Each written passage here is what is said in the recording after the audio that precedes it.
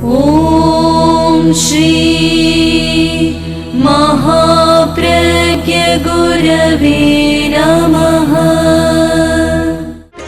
जिसके सांसों में रहता है शाश्वत शांति का स्पंदन, उस महाप्रज्ञ को वंदन, उस महाप्रज्ञ को वंदन।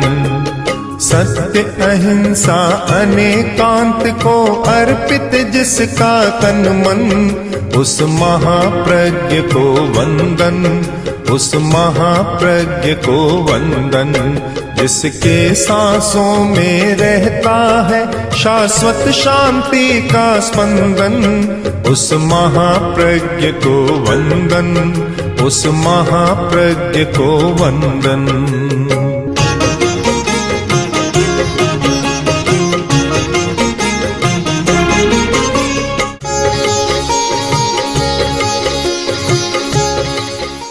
की रक्षा कैसे करें, आत्मा की रक्षा कैसे करें? तो पहली बात ये बतलाई कि नित्यं क्रोधात् तपो रक्षेत्। अगर तुम तप करते हो, तपस्वी हो, तो रक्षा करो किससे? कि क्रोध से कहीं क्रोध तपस्या के पास न आ जाए। बड़ी कठिनाई है कि तपस्वी के साथ क्रोध जुड़ा हुआ है। यह भी कोई कैसा पता नहीं जोड़ा कैसे मिल जाता है। कई बार ये कैसेट बोलती है, लोग गाते हैं कि गुनारी जोड़ी ना ही मिले, पर यह तो जोड़ी मिल गई। कैसी जोड़ी मिली? क्या तपस्या करता है, क्रोध बढ़ जाता है, बढ़ता है, और बढ़ना स्वाभाविक है, क्योंकि उपवास किया, खाएगा नहीं तो ऊर्जा बढ़ेगी। ऊर्जा तो बढ़ती है। अब ऊर्जा का उपयोग करना नहीं जानता, उसे चैनलाइज करना नहीं जानता, उसका उपयोग कहाँ करे? अब वह ऊर्जा का उपयोग नहीं करता तो वह ऊर्जा जब एड्रीनलिन ग्लैंड के पास चली जाती है और कुछ केंद्रों के पास चली जाती है तो क्रोध बढ़ जाता है। जो तपस्या करने वाला स्वाध्याय और ध्यान में लग जाता है उसका क्रोध नहीं बढ़ता। उपवास किया, न स्वाध्याय न ध्यान, वो सारा समय विकथा में बिताया तो क्रोध को तो बढ़ना ही है। फिर वह ऊर्जा कहीं न कहीं तो अपना रास्ता खोजेगी। उस ऊर्जा को अगर हम स्वाध्याय और ध्यान में लगा दें तो फिर क्रोध नहीं बढ़ेगा। भगवान महावीर ने तपस्या की, उनका क्रोध कभी नहीं बढ़ा। कारण कि उपवास तो उनके लिए साधन था, मूल साध्य नहीं था। साध्य था आत्मानुसंधान, आत्मा की खोज, सत्य की खोज, वह उनका था। तो महावीर ने उपवास किया हो, ध्यान न किया हो, एक उदाहरण भी शायद आपको नहीं मिलेगा। उनके सारे उपवास ध्यान के लिए होते थे, न कि उपवास के लिए। जिस दिन ध्यान करना होता बस उपवास। ऐसा ही कोई एक तपस्वी था और बड़ा गुस्सेल था। किसी गृहिणी के पास बाहर आया और कुछ मांगा, कुछ जो चाहिए था वह स्वागत नहीं हुआ। गुस्से में आया और आकर साप देने लगा।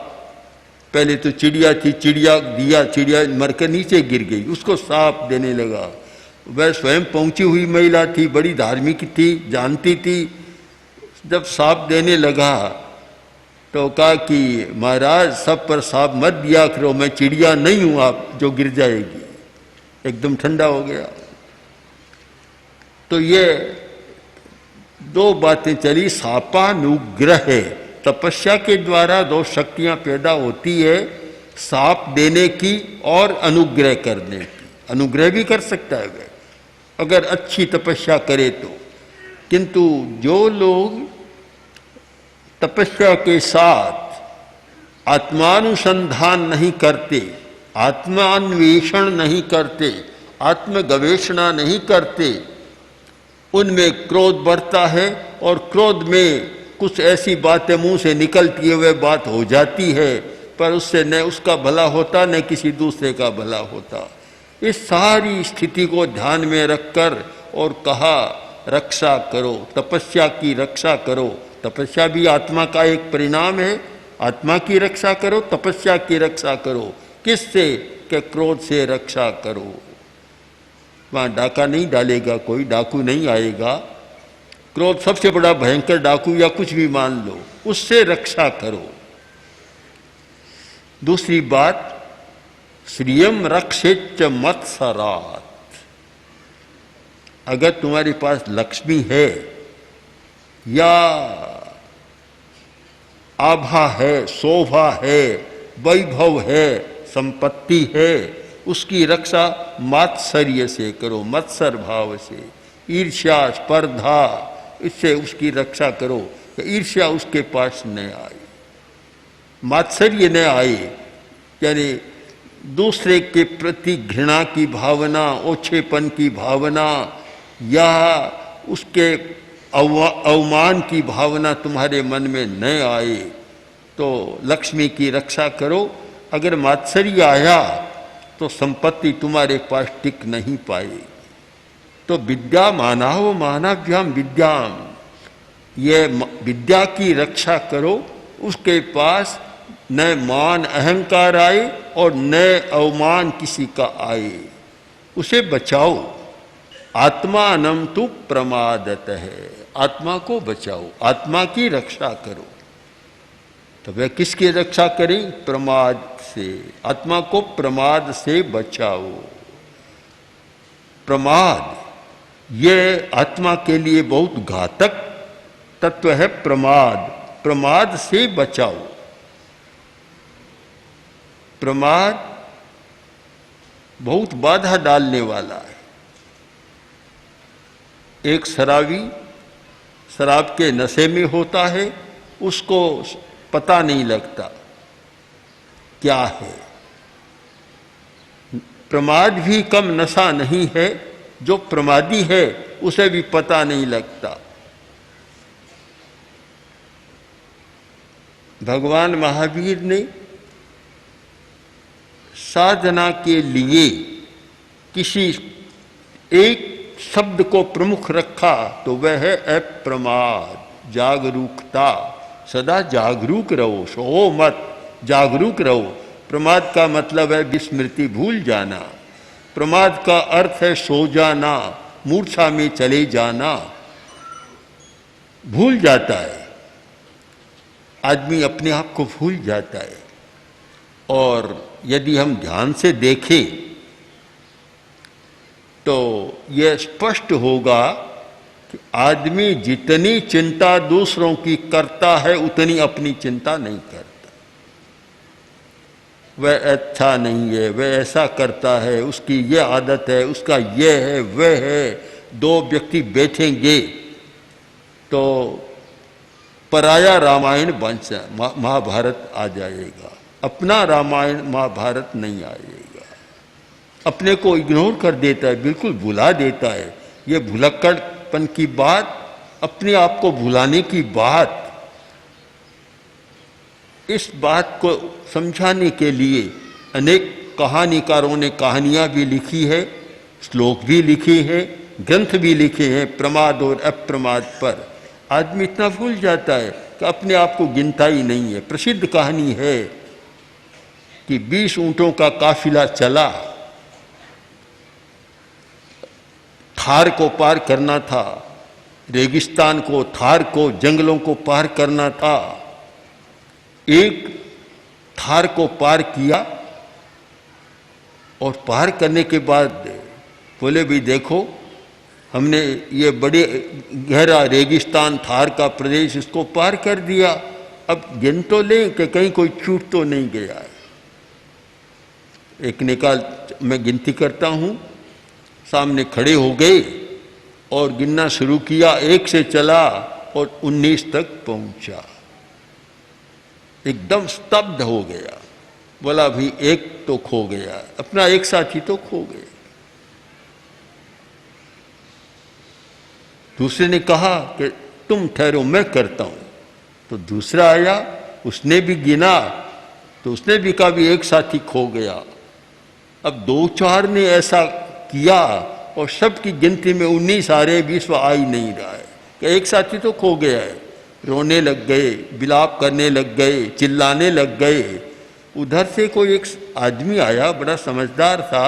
उसने कहा भैया क्या बात है, क्यों रोते हो, जंगल में यहाँ रोने की क्या बात है, क्यों रोते हो? कि भाई क्या बताएं, हम घर से चले थे, साथ में चले थे, अनुबंध था कि हमेशा साथ रहेंगे, तो हमारा एक आदमी कहीं बीच में भटक गया, खो गया। उसने कहा रे कितने थे? कि 20 थे। तो अब मेरे सामने खड़े हो जाओ, मैं गिनता हूं।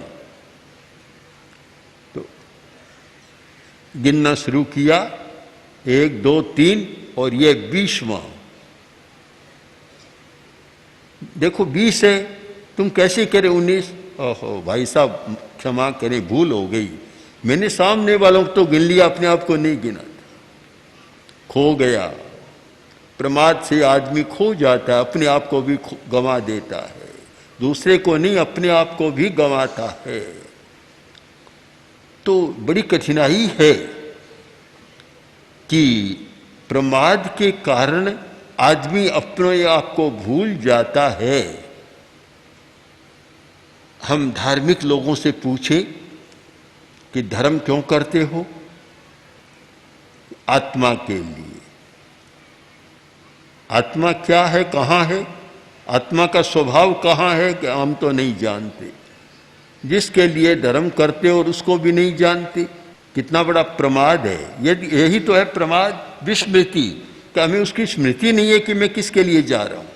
कार में बैठा और कार चालू हो गई, घंटों तक चलती रही। आखिर बोले, ड्राइवर बोला कि भैया बताओ कहाँ जाना है, या आ गया तुम बता रही कहाँ जाना है? कभी अब तो पता तो मैं भूल गया हूं। यह है प्रमाद, विस्मृति, अपने लक्ष्य को भूल जाना, अपने कर्तव्य को भूल जाना, अपने गंतव्य को भूल जाना, यह है हमारा प्रमाद। और आत्मा को प्रमाद से बचाओ, यानी आत्मा के स्वरूप को जानने का प्रयत्न करो, उसे भुलाओ मत। अगर ये पूछा जाए कि 24 घंटों में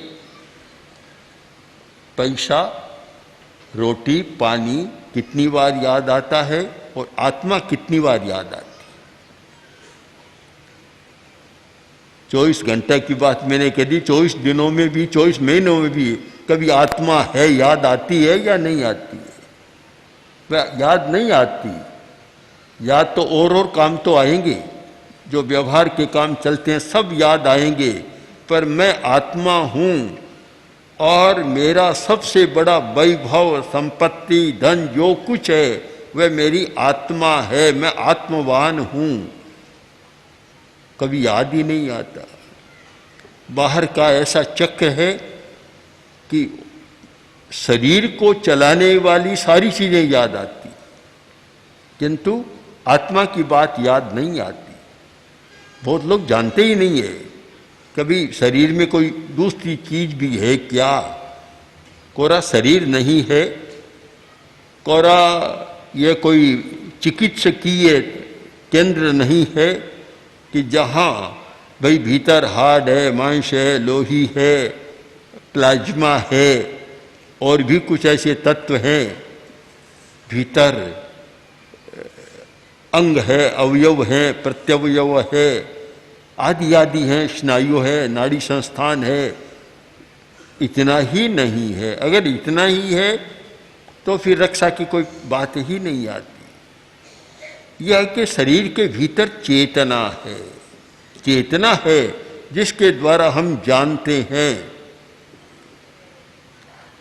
हमारा सारा ज्ञान चेतना के द्वारा होता है और वह शरीर नहीं है, शरीर के भीतर है। भीतर है, शरीर नहीं है। मकान है सामने, किंतु मकान तो कोई नहीं है, मकान तो मकान है, उसमें कोई है। तो शरीर तो एक मकान है, उसमें कोई रहने वाला है।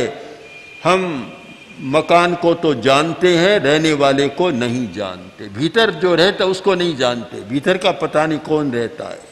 आजकल जैसे होता है ना कि एक फ्लैट वाला दूसरे फ्लैट में कौन रहता है नहीं जानते।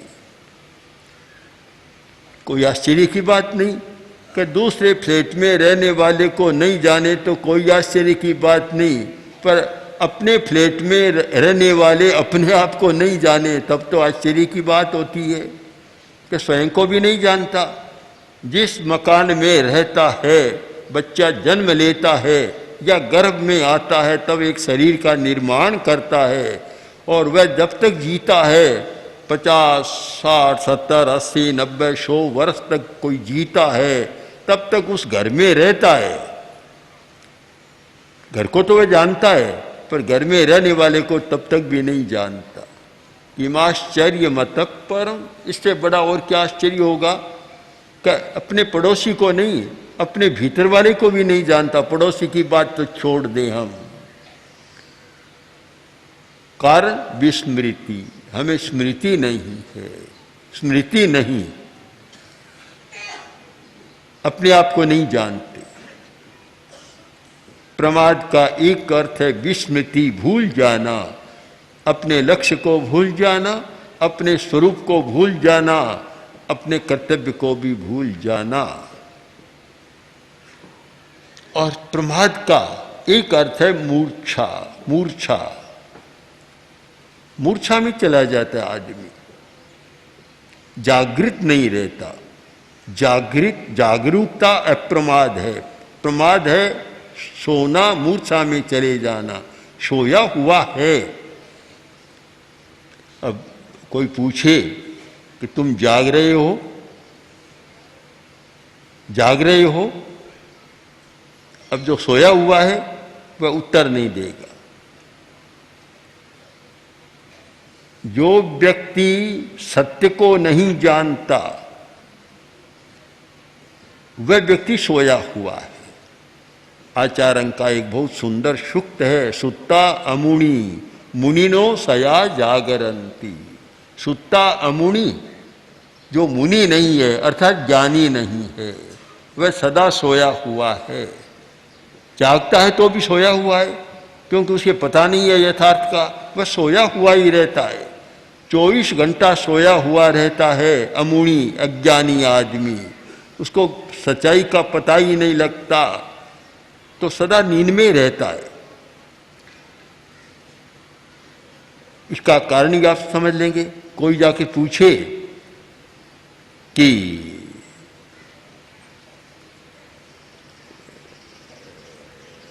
तुम्हारे भीतर आत्मा है, मुझे पता नहीं, मुझे पता नहीं। जैसे कोई जाकर पूछे कि तुम्हारे घर एक आदमी आया था, वह अब कहाँ है, कि मुझे पता नहीं। ठीक उत्तर यही हो गया कि तुम कौन हो। महर्षि रमण ने इस सूत्र को ही साधना का सूत्र बना लिया था कि मैं कौन हूं, तुम कौन हो, मैं कौन हूं। बस मैं कौन हूं, इस बात पर चलते चलते मैं कहाँ कौन हूं शायद पहुंच जाता है आदमी, पर इसको पता ही नहीं कि मैं कौन हूं। जानते ही नहीं। क्यों नहीं जानते? कि प्रमाद के कारण, मूर्छा के कारण के जागरूक नहीं बना, अपने प्रति जागरूक नहीं बना। और ये बहुत बड़ी सच्चाई है कि जितना दूसरे के प्रति जागरूक है, बाहर के प्रति जागरूक है, भीतर के प्रति उतना जागरूक नहीं है। चोरी हो गई घर में और मालिक ने पहरेदार को बुलाया, बुलाकर कहा देखो रात को चोरी हो गई, तुम कहाँ थे? क्या मालिक में ड्यूटी पर था, दरवाजे पर ही बैठा था। तो चोर संदूक उठा कर ले गया, पेटी, तुम्हें पता नहीं चला? मुझे पता तो लग गया था, पता लग गया। तो तुमने पकड़ा नहीं? क्या नहीं पकड़ा मैंने। क्यों नहीं पकड़ा? कि मैंने चिंतन कर लिया, सोच लिया था मैंने कि पेटी ले जा रहा है, कोई बात नहीं, चाबी तो मेरे मालिक के पास है, ले जाकर खोलेगा कैसे? भीतर वाला तो मिलेगा नहीं इसको, इसलिए मैंने उसको नहीं पकड़ा। आदमी चाबी पर, बाहर की बात पर ध्यान देता है, भीतर की बात पर ध्यान नहीं देता। चाबियां तो अलग अलग हो सकती है, कितनी मिल सकती है, पर जो भीतर में है वह जवाहरात तो बाहर मिलेगा नहीं, वह तो चला जाएगा, चाबी तो फिर मिल जाएगी, पर सारा ध्यान बाहर पर आकृष्ट है। और हम अगर ध्यान से देखें तो एक आदमी अपने शरीर के लिए जितना समय लगाता है, शरीर के लिए जितनी साज सज्जा करता है, जितना ध्यान देता है, क्या उतना शरीर के भीतर रहने वाले के प्रति ध्यान देता है? नहीं देता। पहले तो भीतर कोई रहने वाला ये जानता ही नहीं तो ध्यान क्या देगा? पर शरीर को ही जानता है, शरीर दिखाई दे रहा है, भीतर रहने वाला दिखाई नहीं देता, तो कैसे करेगा? इसीलिए ठीक कहा, आत्मानं तु प्रमादतः, आत्मा की रक्षा प्रमाद से करो। पहली बात है कि विस्मृति मत करो, आत्मा की विस्मृति मत करो। मैं आत्मा हूँ, मैं शरीर नहीं हूँ, इस बात की कभी विस्मृति मत करो। जो व्यक्ति इसकी विस्मृति करता है कि मैं आत्मा हूँ, शरीर नहीं हूँ, वह शायद कोई अच्छा धार्मिक हो सकता है, ये मानने में मुझे तो कठिनाई होती है। उसको अच्छा धार्मिक कैसे कहा जाए? परंपरागत धार्मिक हो सकता है, जन्मना धार्मिक हो सकता है, अनुयायी के रूप में धार्मिक हो सकता है, किंतु एक तेजस्वी साधक के रूप में वह धार्मिक नहीं हो सकता जिसको इस बात की स्मृति नहीं रहती कि मैं शरीर नहीं हूँ, मैं आत्मा हूँ। मैं आत्मा हूँ यह पहले नंबर की बात, और मैं शरीर हूँ दूसरे नंबर की बात है। क्योंकि मैं शरीर में हूँ इसलिए मैं शरीर हूँ कह भी दे, पर वास्तव में मैं शरीर नहीं हूँ। यह है कि मेरा घर है, मेरा घर, शरीर तो है मेरा बाहर का घर, यानी मिला हुआ घर है। मेरा अपना घर तो मेरी आत्मा है जहाँ की मैं सदा रहता हूँ, मेरी चेतना है। अनुयोग द्वार सूत्र में एक बहुत सुंदर प्रसंग है। नए की मीमांसा करते समय कहा गया, पूछा गया कि तुम कहाँ रहते हो? उसने कहा मैं लोक में रहता हूँ। अरे लोक तो बहुत बड़ा है। फिर पूछा कहाँ रहते हो? तब बोला कि मैं भारत क्षेत्र में रहता हूँ, या आज की भाषा में कह दो कि मैं एशिया खंड में रहता हूँ, यूरोप में कहीं रहता हूँ। तो अभी भारत तो बहुत बड़ा है, कहाँ रहते हो? हम उस उदाहरण को इस भाषा में बदल दें कि मैं राजस्थान में रहता हूँ। तो राजस्थान तो बहुत बड़ा है, कहाँ रहते हो? तो फिर हम वर्तमान की बात को ले लें कि सिरियारी में रहता हूँ। तो सिरियारी का क्षेत्र तो बहुत बड़ा है, कहाँ रहते हो? तो कोई कह दे मैं हेम अतिथि गृह में रहता हूँ। वह तो बहुत बड़ा है, कहाँ रहते हो? कि अमुक नंबर के कमरे में रहता हूँ। कि कमरा तो बहुत बड़ा है, कहाँ रहते हो?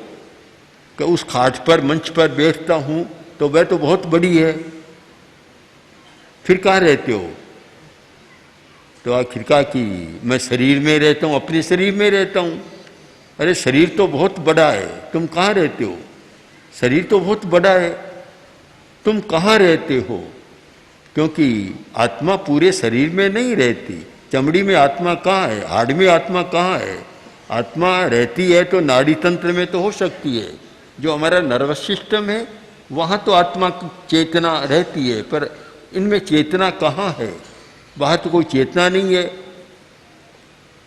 तो शरीर तो बहुत बड़ा है, शरीर में तो इतनी पोल है, कोई आदमी मुंह खोले तो भीतर क्या पोल ही पोल दिखती है, गड्ढा सा दिखता और है क्या भीतर?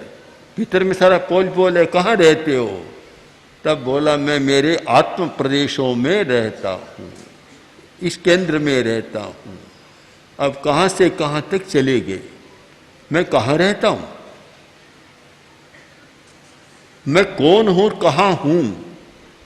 बस जो इसकी विस्मृति करता है यह है प्रमाद। प्रमाद है वो उससे आत्मा की रक्षा नहीं होती। तो इसलिए आत्मा की सदा रक्षा करो। तो प्रश्न होगा किससे रक्षा करो? कि प्रमाद से रक्षा करो। प्रमाद पास में न आए, तुम्हारी आत्मा सुरक्षित है, तुम सुरक्षित हो, फिर दुनिया में जो भी होता है रहते हो, कम से कम दुखी नहीं बनोगे, तनाव में नहीं जाओगे, समस्याओं से संकुल नहीं बनोगे। एक सुंदर आध्यात्मिक सूत्र आगमकार ने दिया है, हम उस पर मनन करें। जैसे धन की रक्षा के लिए प्रयत्न होता है, वैसे थोड़ा थोड़ा प्रयत्न भी, उसका